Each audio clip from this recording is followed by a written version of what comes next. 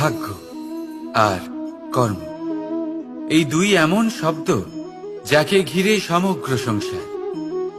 কেউ বলে আমার ভাগ্যে এটা ছিল না, যা পেলে আমার জীবন অন্যরকম হতো। কেউ বলে আমার গত জন্মের কর্ম নিশ্চয়ই এমন ছিল, যে কারণে এই জন্মে এরকম ভাগ্য পেয়েছি আমি। এই সব বাদ দিন আর একবার শান্ত চিত্তে ভাবুন। আপনি বুঝতে পারবেন যে ভাগ্য আর কর্ম এই দুই এই জন্মের। তফাৎ শুধুমাত্র এটাই যে যদি ভাগ্যের কথা বলা হয়, তাহলে আপনি এই ভাগ্যের থেকে যত বেশি আশা করবেন তত বেশি নিরাশ হবেন আপনি। কারণ এই আশা আপনাকে কর্ম করা থেকে আটকায়।